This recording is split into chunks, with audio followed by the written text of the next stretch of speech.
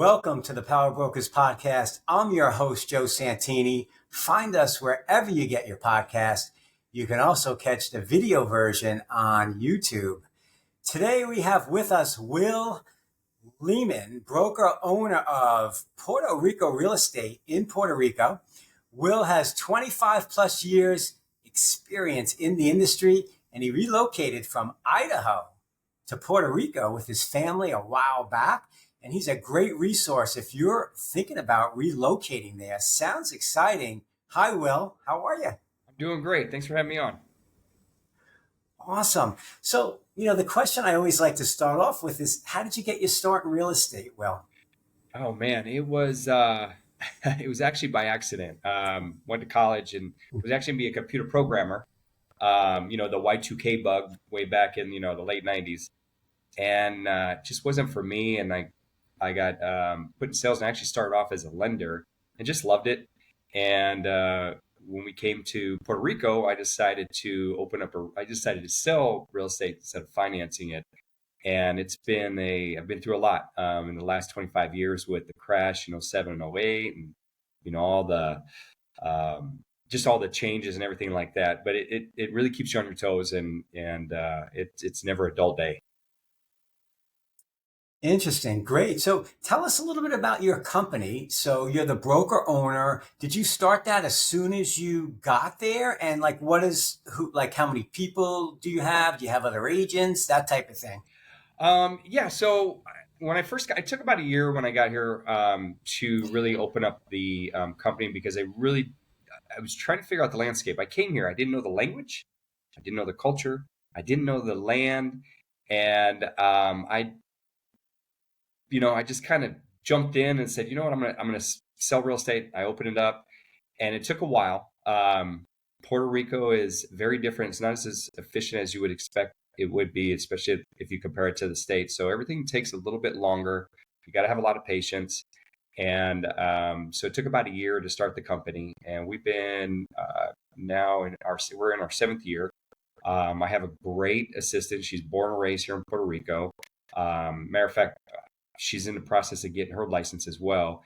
And I just kind of took everything that I learned in the States and brought it here and had to adjust it to how they do things here in Puerto Rico, because it's very different. One of the biggest differences is that we use the Spanish civil law system versus the English civil law. So there are a couple differences that can really make or break some of your deals sometimes if you don't understand what you're doing. And so having to learn that and then translate that with not just the locals here, but people from off the island who are used to who are used to doing business and selling and buying real estate in the States. I was telling them, don't compare what you know there to what here, because it is very different. As far as our team, we're just a small company. I mean, we're really a small company, but our systems are very effective and efficient, and we're constantly reevaluating everything that we do, and then trying to make it better and adapt to how things are done here. For instance, like the MLS is grossly underused. The realtors do not have to put all the listings in the MLS. So they're everywhere. So we literally have to scout through about 10, 15, 20 websites just to find listings. And some of them are outdated, some of them aren't, they're not clearly, they don't really tell you clearly what they're selling. And so we've developed this system to kind of vet through all that. And so it's a very different animal when it comes to buying and selling real estate here. Well, it sounds like it. It also sounds like maybe you're more valuable there because they really need somebody to find the properties. It sounds like you don't have a direct place like us. It's pretty simple. Just look on the MLS but you seem like you have to have a lot of knowledge. Maybe you have off-market stuff. So do people, they probably rely on you much more. Yeah, they do. I mean, we really try to help them understand the process here, because it is very different. And the first thing we tell them is just, hey, whatever you know about real estate in the States or what you're used to, just leave it there and take Puerto Rico as a totally different experience. Because, we do have kind of title companies, but For instance, when you buy or sell something at closing in the States, everything is digitally recorded there, done. And you can go to a title company, you can pull title within 5 minutes. Here, it takes sometimes a week, 2 weeks to pull title, because you literally have to go, if you're as old as I am and you remember pre-internet days, everything took a little bit longer. You had to walk things down. You actually, that's kind of how it is here. You gotta walk down to the registry, and they have volumes and volumes of deeds that basically date back to the Spanish occupation. I mean, it's crazy what they have in there. And so it could take a week to 2 weeks to pull title. And because after we close, there's still more steps that need to be done that could take a couple months to do. And a lot of times those steps don't get taken care of. So we do a lot of cleaning up on titles. And sometimes title work is just missing and you can't do anything. The properties just sit there. Interesting. So, and then as far as the deal itself goes, the way it's transacted, so is there two agents on every deal? Is it kind of similar like that? You have a buyer side agent, list side agent? Yes and no. There are some agents that do not like the co-broke, and they won't. And so basically we have to kind of like the new rule that they got now, but we go to our buyers and just say, hey, you're gonna have to pay the commission if you want this house and you want us involved. There are some agents that just don't answer the phone. I mean, that's probably the biggest complaint that I get, is that nobody answers the phone, and it's a little bit frustrating. So the way how they do things here is a little bit different. There's such thing as island time, but there are a lot of good agents out there as well. Like there are some really, really good agents out there. And the other thing is too, is that some agents, because Spanish is the first language here, and sometimes a lot of the agents will not help, because if you speak English, well, they can't communicate, and so they won't return your call, or, they just can't help you. And so what I encourage is, if you're coming to Puerto Rico, understand that Spanish is the first language. Yes, it's a U.S. territory, but it's a Commonwealth. They're kind of their own, we're kind of our own little country over here. And Spanish is the first language. And so I encourage you to have either somebody that speaks both languages, and don't get frustrated if it takes a while, or if the process isn't as smooth, but you really need to understand that Spanish is the first language. And like Josie Vet, who's my assistant, she's really helped out. She's from here, and I work on my Spanish every day. I'm not fluent like I should be, but I can get by. And that's the first thing that I do, is when I meet anybody here, I always, even if you only know 2 words, start off with Spanish first. Respect the locals and the customs and stuff like that, and they really appreciate it. Puerto Ricans are some of the nicest people you'll ever meet. I mean, they really, really are very genuinely nice. Very good point. And is it a competitive business? Like, here in the States, I mean, real estate is really competitive. There's usually lots of companies, lots of agents. Same thing in Puerto Rico? Oh, absolutely. Yeah, it is. Yeah, it's very competitive. You have some of the, you have like Keller Williams, Remax, and you have a lot of mom and papa shops here too. Like mine. I'm not a big box guy. There's a lot. It's very, very competitive. Interesting. And so where are your buyers coming from, Will? Are they coming from all over the place? Or can you say like, yeah, we get a lot of people from New York, we get a lot of people from Florida. Where do they come from? Good question. Over half of my buyers are actually from Puerto Rico, actually local. The other half are from the States, and a lot of them are, again, from New York, a lot of the East Coast, Chicago, and a lot of West Coast, like California. Believe it or not, Idaho too. That's where I used to live before I moved here. A lot of people from Idaho coming here. A lot of Californians, Texans, and a lot of people on the East Coast, from Florida, your home state. A lot of people from New York, New Jersey. They're kind of coming up from all over the place, but that's where I see most of them from, is those couple of states. I mean, it's an attractive place. It's part of the U.S., so people are comfortable with that, I'm sure. The weather is spectacular. I was there a long time ago, and I was like, wow, this is like the perfect climate in the world, So that's cool. And well, what's the market looking like out there? Is it a seller's market, a buyer's market? What's going on? It depends on what part of the island you're on. But I mean, for the most part, it is a seller's market. What people don't understand here is that we don't have big builders here. there isn't brand new big developments that are going on the island. I mean, there are some pockets that do, but it's very rare. So even the big spot I have for my buyers is inventory, and new homes. There just aren't very many new sales here. And I mean, there might be a couple here and there on the island, but for the most part, you're buying, you're buying old homes, and you're buying what you can get, and then you're usually renovating them to your liking. And so, but it is a buyer's market. I mean, prices have went up quite a bit since the first time I've been here. And houses, neighborhoods that used to be 50, 60,000, 6 years later, you can't buy anything underneath 200,000 now. And it's just because of the demand, and there's just no supply. So you're kind of buying what's available, and then you're just putting a bunch of money into it to fix it up. But the good thing about it too, there are a lot of neighborhoods where you're starting to see a lot of renovation going on and making the neighborhood better as well. So that's really cool to see too. So yeah, it sounds like inventory is a little lower there. And, if I'm coming from the States and I say, hey, I want to get out to Puerto Rico, give me an idea of like an entry level single family home. I know there's different areas, but just in generality. And then if I'm a luxury buyer, like what is a luxury price in Puerto Rico? Well, I can give you two examples. So if you're looking at, again, depending on where on the island, let's just say I live in Aguadilla, which is the northwest side of the island. You can get a 1,200 square foot house, 3-2, under 300,000. It's probably between 250, just depending on the neighborhood that you're in. If you go to places like Dorado or Palmas del Mar, which is a little bit more expensive, that same house could be 400,000, or 500,000. Again, the closer you are to the beach, the more expensive it's going to be as well. For luxury homes, I'm showing a client of mine.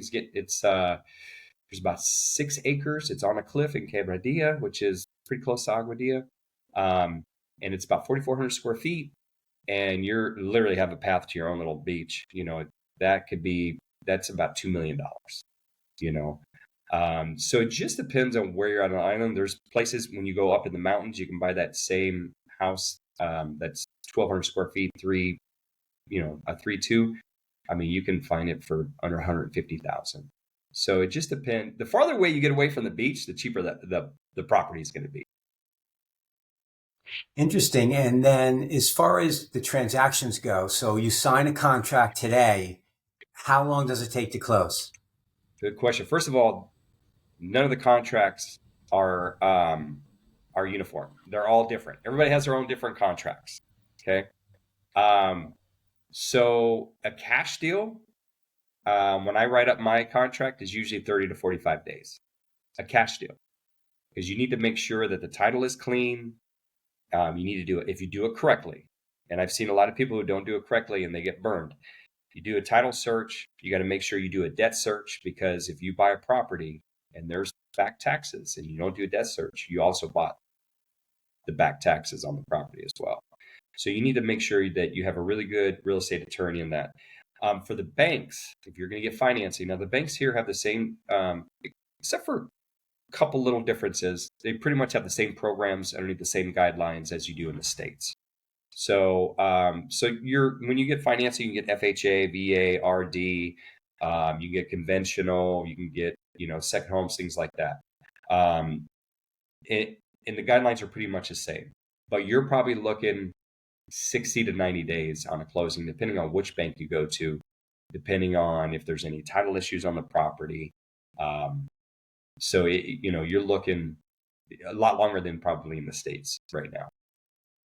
Yeah, it definitely seems that way. And there's title companies doing the closings, or are there attorneys on both sides? There are usually attorneys on both sides. Some of the banks, they do use a title company, but basically the title companies here are just a bunch of lawyers that got together. Like my attorney I send her everything. She does a really good job. She's very efficient.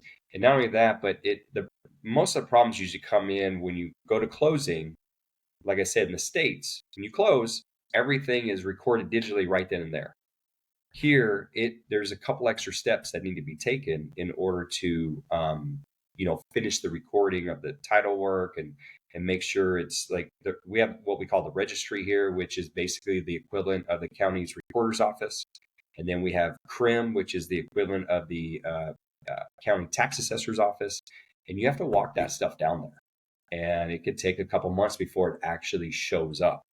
When we bought our house, it took 18 months for all my paperwork to finally go through. And so a lot of attorneys here, they don't finish that stuff. And so we've had delays because we have to go in, fix everything that should have been done the first time, and then we can go ahead and do that. So it's really important that you have an agent that really understands the process and cares, and also has an attorney that really knows their stuff and gets it all done. Because not all attorneys, real estate attorneys, work the same. Some of them don't know how to do a closing statement, especially if you don't have a lender involved. But you definitely need to make sure you have a good real estate attorney here. And when you go through a lender, the bank will do a lot of that stuff and protect you. And the attorney should finish the job, but odds are it doesn't. And that's just part of the deal here.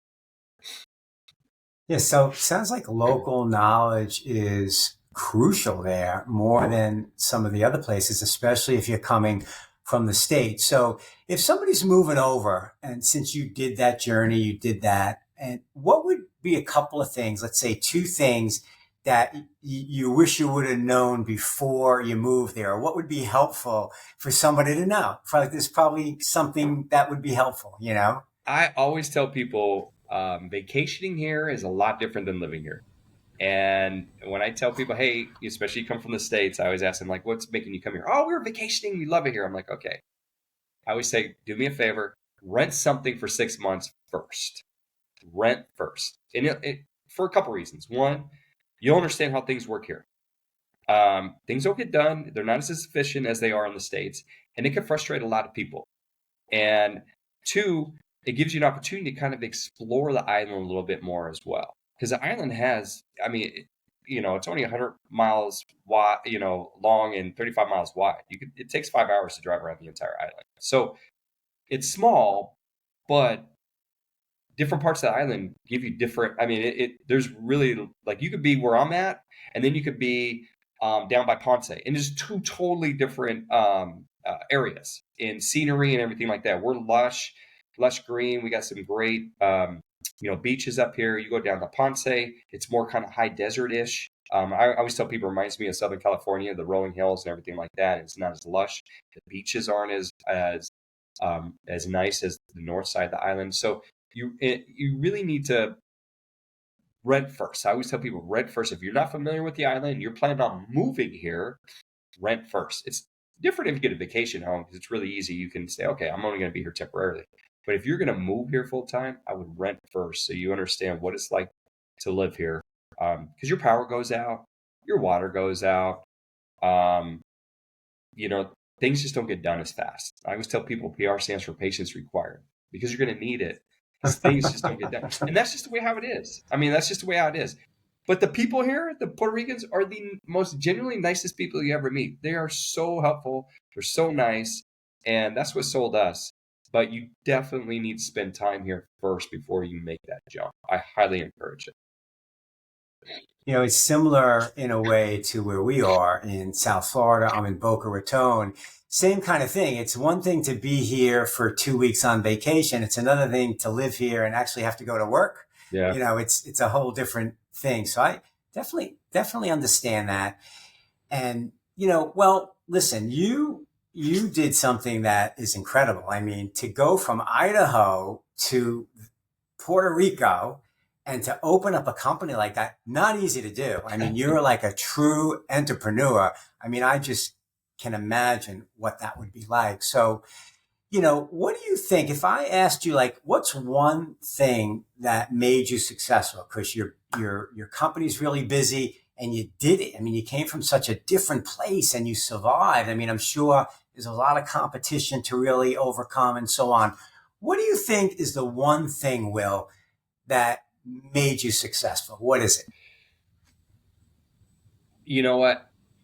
hiring my team. I mean, a local team here. I mean, that's really, if I wouldn't have had them to help me, especially with the language barrier and and understanding the culture and how things are done, because the culture's different, and of course the language barrier.